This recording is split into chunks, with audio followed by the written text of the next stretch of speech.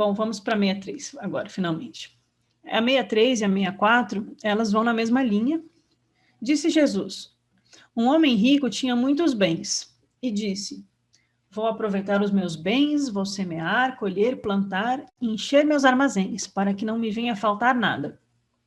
Foi isso que ele pensou em seu coração. E nessa noite ele morreu. Quem tem ouvidos para ouvir, que ouça.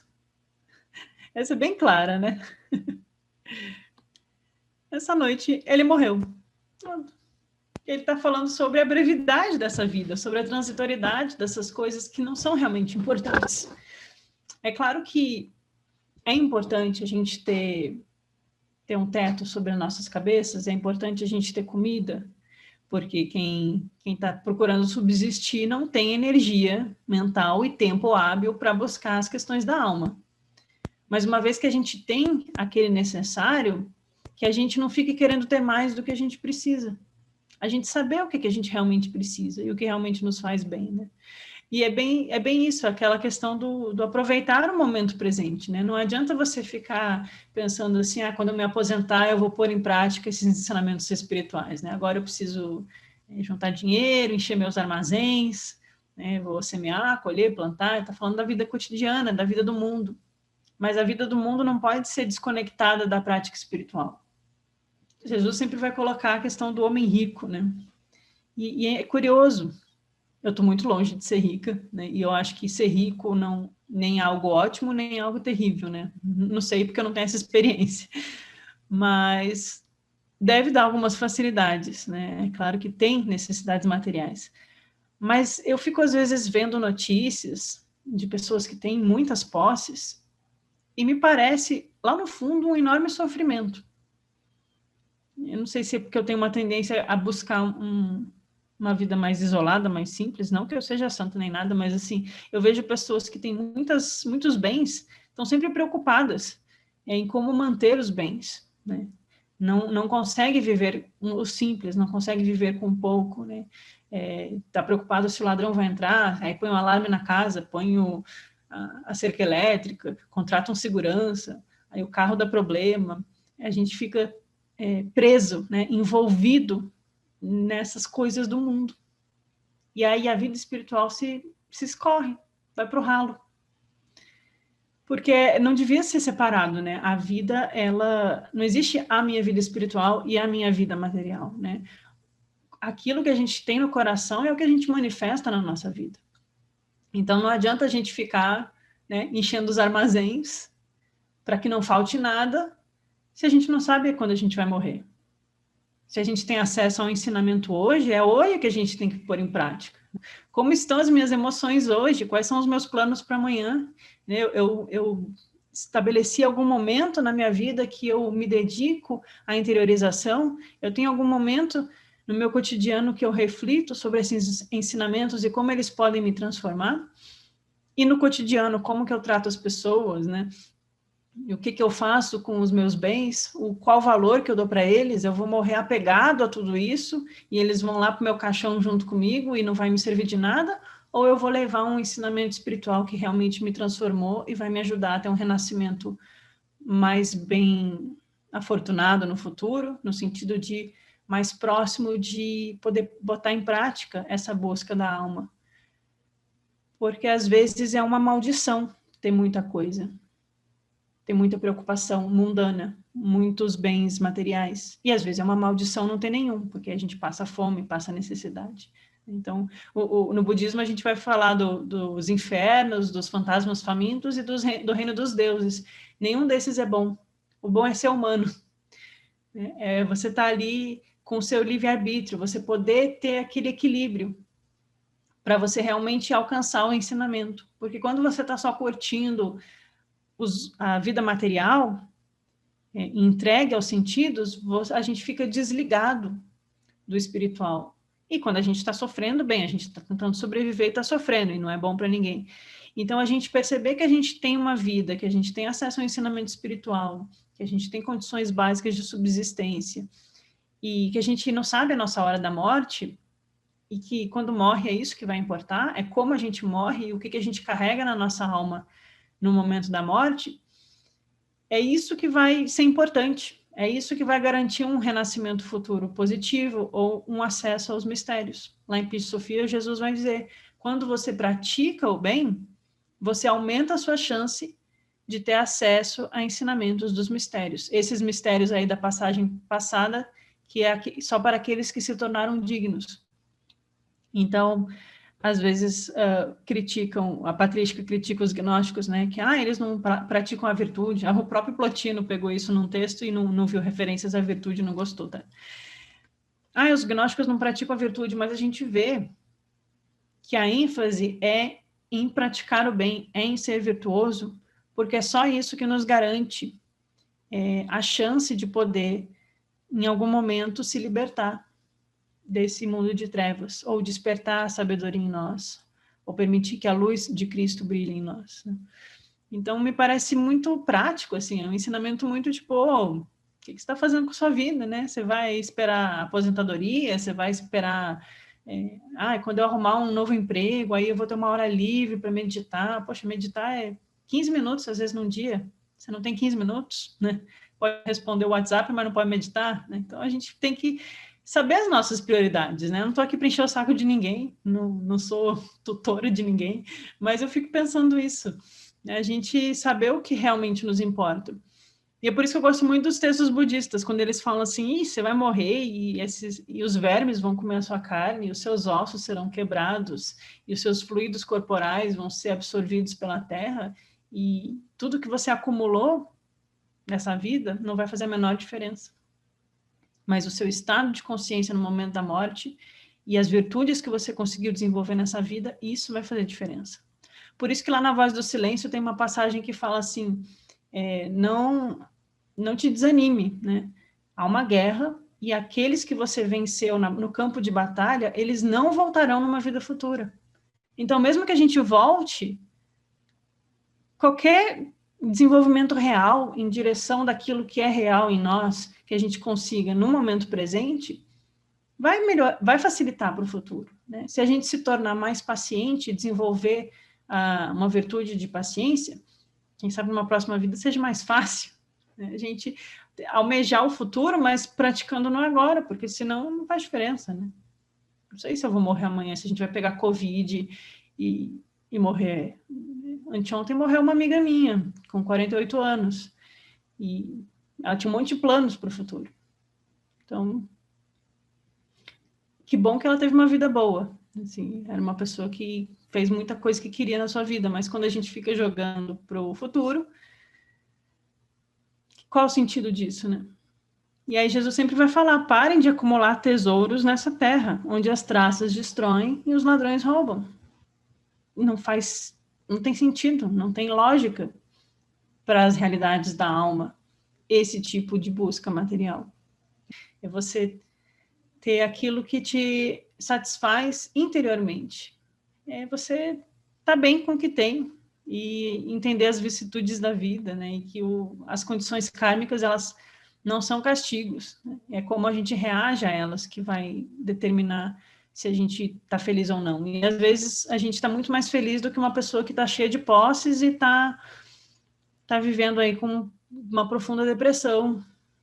E às vezes a gente está simples e está bem, e está tudo bem. Então a gente dá valor ao que a gente tem. É um grande desafio diário estabelecer essa relação com o que é transitório e com o que é eterno. São dois pontos, né, Jaime, que são muito difíceis. A gente procrastina muito. E eu estava lendo textos de psicologia dia desses sobre procrastinação, que eu sou uma pessoa que procrastino muito, né? É difícil. E eu estava percebendo que, às vezes, tem vários sentimentos nessa procrastinação. Existe sentimentos de autodepreciação, de, eu não mereço, não estou no ponto ainda, e aí a gente não confia na própria luz que está em nós.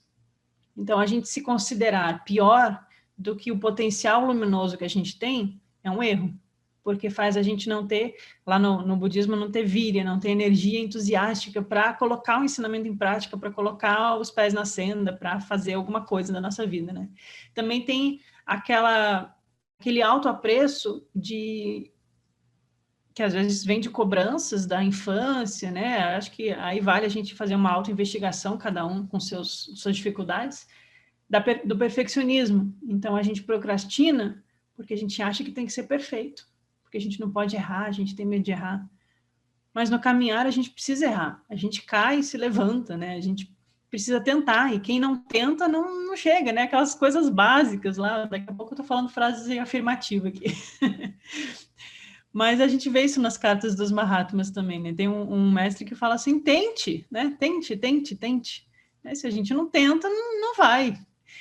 E a gente conseguir estabelecer as prioridades e, às vezes, responder às demandas do mundo, porque, às vezes, a gente tem responsabilidades que a gente não pode abandonar. Então, como que a gente vai conseguir trazer alimento para a nossa alma e, ao mesmo tempo, ter que responder essas responsabilidades? Sei lá, eu tenho amigos que trabalham no Senado e na Câmara dos Deputados, lá em Brasília. E eles reclamam do ambiente, que é um ambiente muito pesado e é difícil, e aí chega em casa é muito cansado, é difícil pôr em prática, mas aí é nessa hora que a gente tem que pôr em prática o ensinamento espiritual, né? A gente entrar nesses ambientes e conseguir fazer algo ético ou se proteger, que seja, né? A gente colocar em prática o ensinamento espiritual.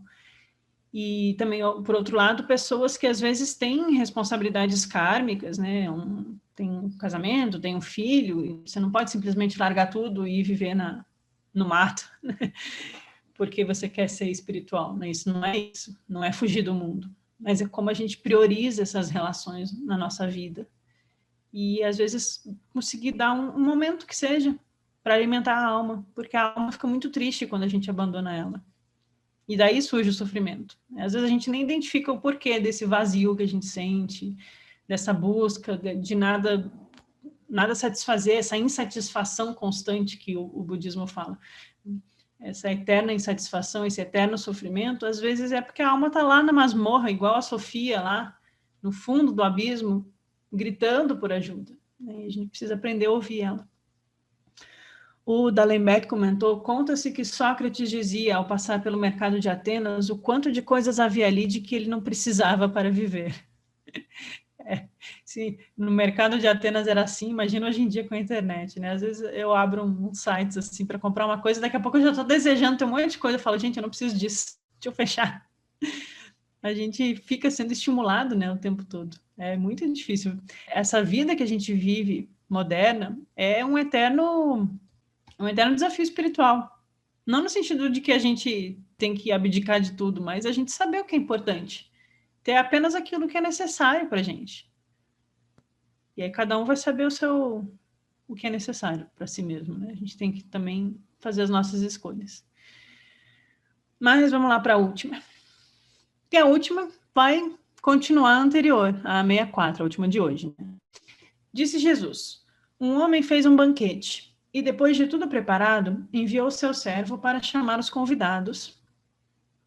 O servo foi ao primeiro e disse-lhe, meu senhor te convida para o banquete. O homem respondeu, uns negociantes me devem dinheiro, eles vêm à minha casa esta noite, eu tenho que falar com eles, peço de que me dispense de comparecer ao jantar. O servo foi até outro convidado e disse, meu senhor te convidou. E este respondeu, comprei uma casa e marcaram um dia para mim, não tenho tempo para vir. O senhor foi a outro e disse-lhe, meu senhor te convida. Este respondeu, um amigo meu vai casar-se e eu fui convidado para preparar a refeição. Não posso atender, por favor, dispensar-me. Me dispense, né? O servo foi a outro ainda, já são 4, e disse, meu senhor te convida. E este respondeu, acabo de comprar uma fazenda, estou saindo para buscar o rendimento, não poderei ir, por isso me desculpe. O servo retornou e comunicou ao seu senhor. Os convidados ao banquete pedem que os dispense de comparecerem. Disse o senhor a seu servo, vai pelos caminhos e traze o que encontrares, para que venham ao meu banquete. Mas os compradores e negociantes não entrarão no reino de meu pai. É o puxão de orelha aqui, né? Tem a do homem rico da passagem anterior. Agora tem o puxão de orelha. E chama atenção para aquela ideia de que quando a gente tem uma oportunidade, de encontrar um ensinamento ou de encontrar um instrutor nessa vida, a gente tem que saber enxergar isso, né? Tem um capítulo que o Bruno está conduzindo nas quartas-feiras o estudo do Lanhin Chenmo, lá do budismo, e o Lanhin Chenmo de Tsongkhapa tem 2 capítulos que eu acho muito interessantes. É como ser um bom estudante e como ser um bom mestre. E o bom estudante tem que saber reconhecer o bom mestre, e o bom mestre tem que saber reconhecer quando o estudante está pronto. Se a gente não reconhece alguém que nos dá acesso a uma porta de entrada numa via espiritual real, se a gente tem um banquete preparado para nós e a gente não vai alimentar a alma nesse banquete porque a gente acha que tem outras coisas mais importantes, né? A gente está perdendo uma chance. E é muito triste perder uma chance. Então, me chama muita atenção essa passagem, isso, né? Ele faz um banquete para receber aqueles que ele considera dignos. Mas talvez eles não tenham se preparado, eles não tenham se tornado dignos. Eles priorizaram outras coisas na vida. Eles deixaram para depois. Ah, hoje eu não posso, quem sabe amanhã. Amanhã a porta se fechou. E é novamente a questão do, olha agora, amanhã você pode estar morto. Então, ele fala sobre o que a gente prioriza. Quando o gnóstico fala dos ilíacos, que é o nível mais baixo de ser humano, que é um nível de alma, né? Alguém que nasce com a alma ainda muito infantil, muito animalizada. Qual é a preocupação dessas almas? É aquilo que é material, é a fazenda que eu comprei, a festa de casamento que eu preciso ir, a casa que eu estou reformando, hoje não dá, hoje eu não posso, vou dar um jantar para os meus amigos, deixa que meu mestre me espere, amanhã ele faz outro banquete para mim, não vai fazer, perdeu a chance. Então, eu acho que é muito forte essa passagem no sentido de chamar a atenção para o compromisso espiritual que a gente mesmo se coloca, porque ninguém é chamado sem que esteja pronto. Nenhuma porta se abre sem que a gente não tenha batido. A gente pode, às vezes, não ter consciência que bateu. Acontece no inconsciente, nos sonhos, em algum momento, a gente ter oportunidades que, às vezes, quando a gente está desperto aqui, cuidando do jantar, da festa que a gente vai, do casamento que a gente foi convidado e tal, aquilo está só reverberando lá no fundo, mas a gente não está dando atenção. Mas, às vezes, as portas se abrem porque a nossa alma bateu. Só que, racionalmente, a gente não sabe disso. E daí que a gente precisa aprender a identificar as oportunidades espirituais, de prática e de acesso ao ensinamento, né? E cada um vai encontrar o seu caminho. E às vezes a gente vai errar no meio do caminho e vai perder uma encarnação. Não vai desenvolver nada, não vai crescer nada e vai ter vidas que vai. Então, eu peguei algumas passagens do Jean-Yves Leloup, porque ele faz um comentário muito bonito a essa passagem, e eu trouxe para vocês, né? Ele fala que essa passagem pode ser lida em dois níveis, né? Um nível literal e factual, né? Ou um nível psíquico e psicológico. Então, ele fala que é uma história sobre o desinteresse. A gente ter a oportunidade de não estar interessado, a gente ter o livro nas mãos e não ler, a gente deixar para depois, né? É o desinteresse. Não identificar um convite importante, não saber priorizar. Encontramos desculpas para não atender o chamado interior. A gente fica dando desculpas para a gente mesmo e a gente é o único prejudicado. Os mestres falam, né, nas cartas, que eles precisam de trabalhadores sinceros. Não é por priorizar ninguém. Não é pessoalizado, né? Não é personalizado. Não é por amizades pessoais ou por afetos pessoais. É pela alma, pelo merecimento da alma, pelo brilho de cada pessoa. Então, é aquele que se coloca à disposição de fazer esse trabalho pelo ensinamento espiritual, pela jornada de sua própria alma. E se a gente não está à disposição, a gente é dispensável.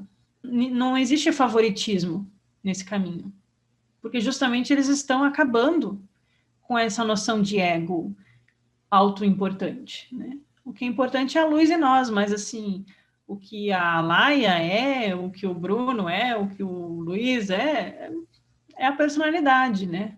O que importa é o trabalho que a gente se coloca a fazer. Então, se a gente abandona uma oportunidade, eles vão encontrar outros, mas a gente vai ter perdido uma chance. Isso que é muito triste. Então, a gente se ocupa muito. O ego é um ego muito ocupado. O ego, ele quer planejar uma viagem, que é muito bom viajar, adoro viajar. O ego quer ganhar dinheiro, o ego quer ir na festa dos amigos, o ego quer móveis novos para casa. A gente sempre quer muito alguma coisa e a gente está sempre muito ocupado, né? Produzindo, produzindo.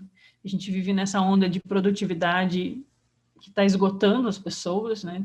E a gente fica falando, vou praticar depois, vou deixar para depois, quando der tempo, eu corro atrás.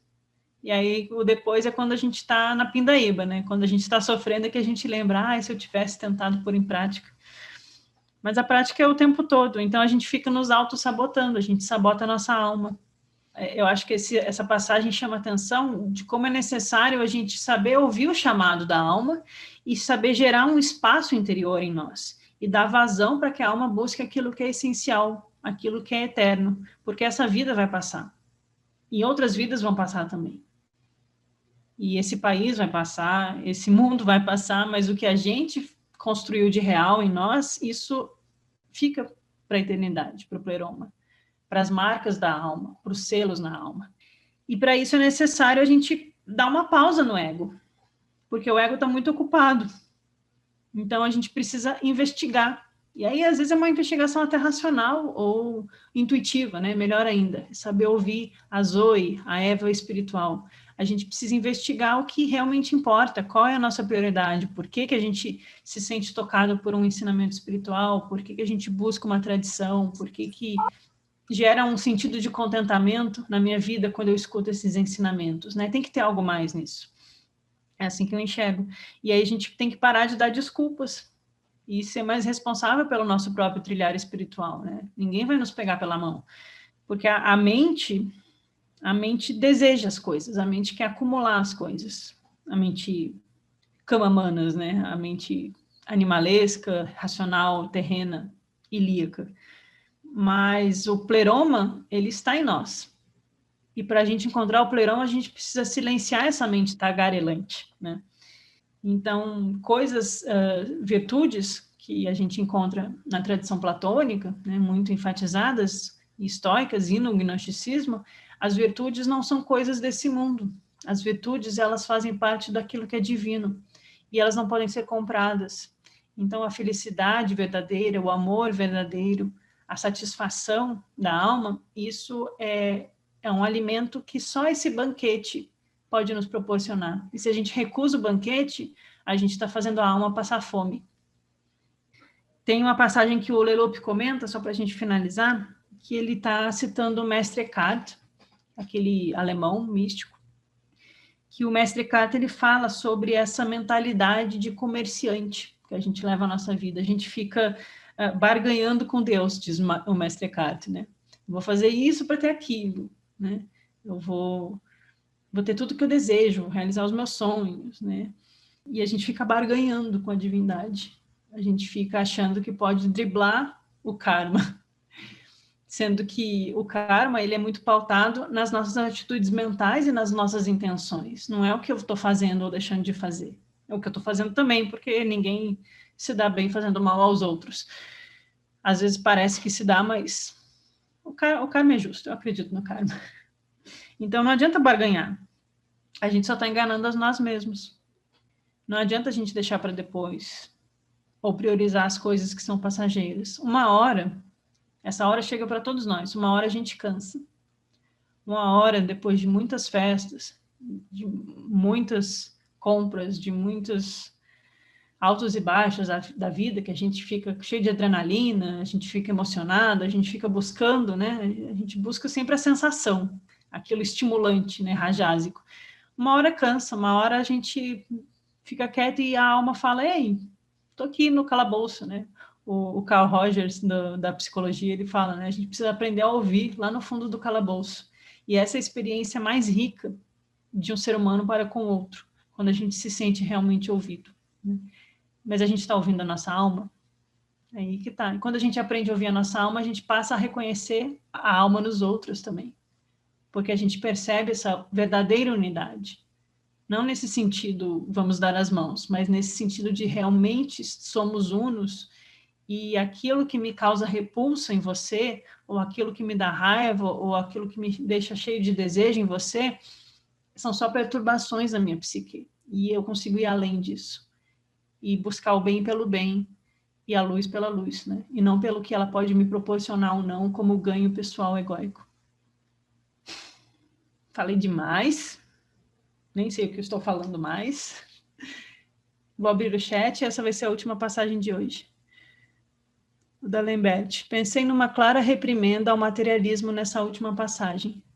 Pessoas materialistas presas a coisas deste mundo. É. E aí eu esqueci de comentar. Essa última sentença, né?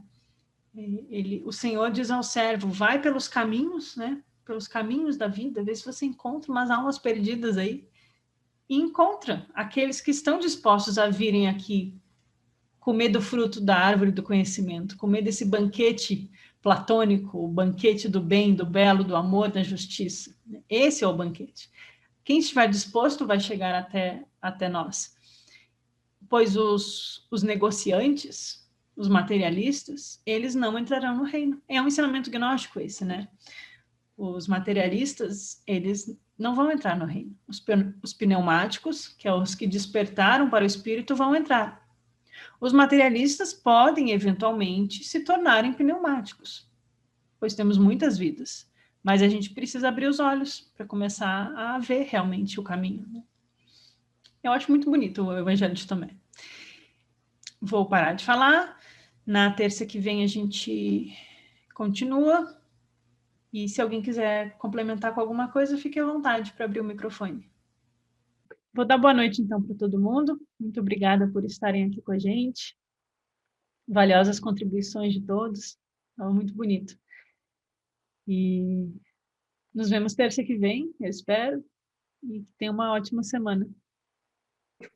Boa noite, gente.